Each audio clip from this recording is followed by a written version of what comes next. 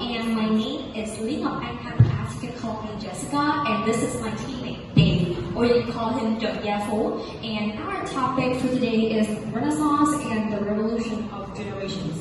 So before coming into our topic, I want to ask you a question.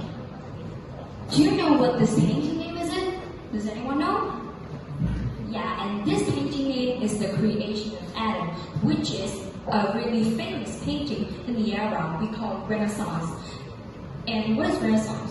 Renaissance, which means in French is rebirth. It's Europe. It's really an era in the European civilization immediately following the Middle Age. A global cold front swept across the earth, making farming difficult and causing groups of people to die. So before this period came, people tend to choose theocracy, which is they believe in gods. They believe that gods create everything, that God's laws develop the government, and also they pray for God to solve any of their problems, including farming, their problems, and many more.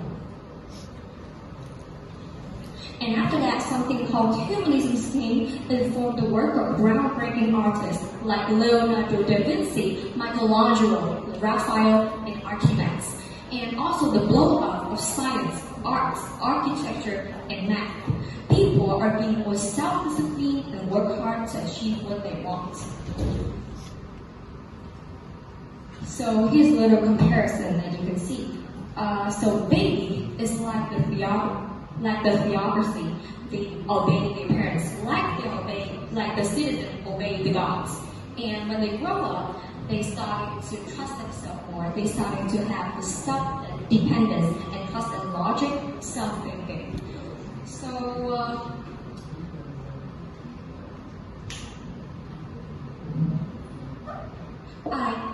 I'll give you some questions that may trigger, because some of you may have thought this before, and that question is, are parents always right?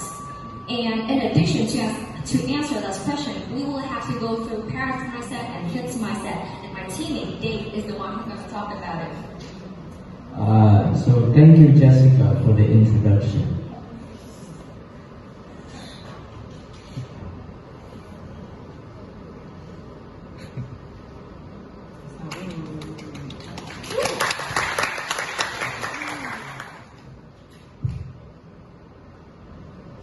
So there's one question that I want to ask. Why does children obey and listen to parents' rule? Well, as the rule of nature, the bigger the individual and the organization is, the louder the voice they have. I'm going to take an example of Galileo's theory. So before the Renaissance period, God law was popular among the people. And there's one statement that shows that people believe that the earth is the center of the universe. Everything orbits around the earth.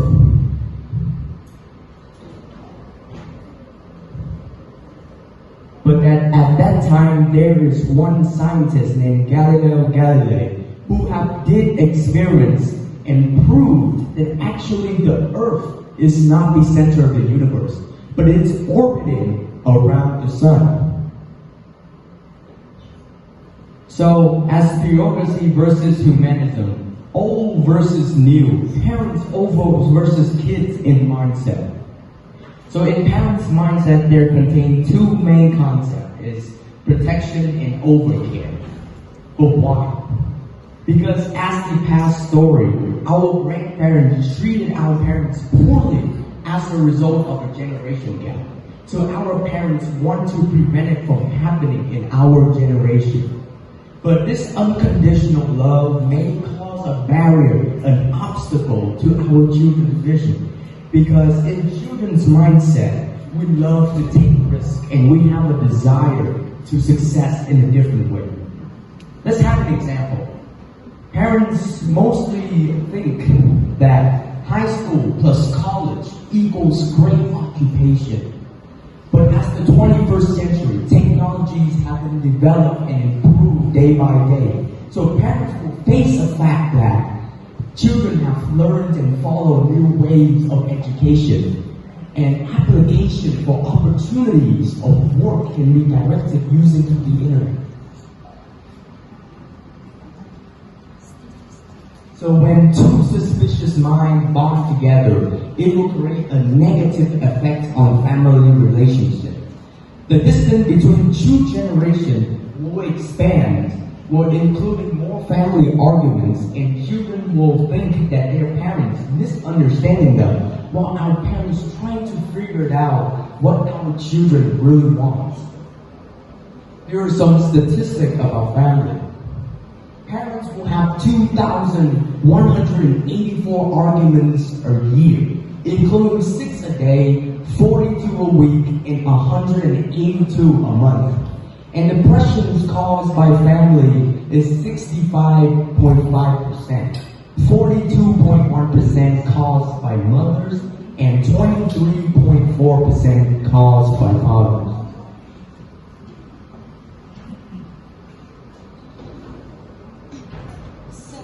Have to come up with the solutions, right? So in fact, there's no right or wrong. It's just how we interpret the information. Things appear different in different perspectives. So what if we try to step a little bit from our point of view? Maybe we can see things differently. So for example, kids try to live like their parents for one day. They will experience family pressure, financial pressure, work pressure, and many more. Vice versa.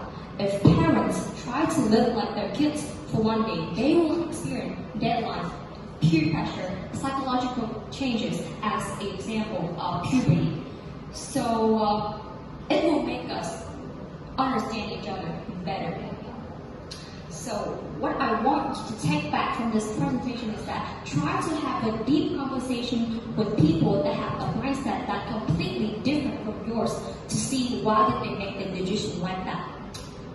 And I think that everyone has to be through the time that you cannot be yourself in your own family, your own home. And that feeling is becoming worse day by day, and it causes sickness of depression, anxiety, trauma in both parents and kids.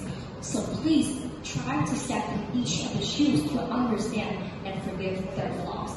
And small, big changes. And thank you for listening.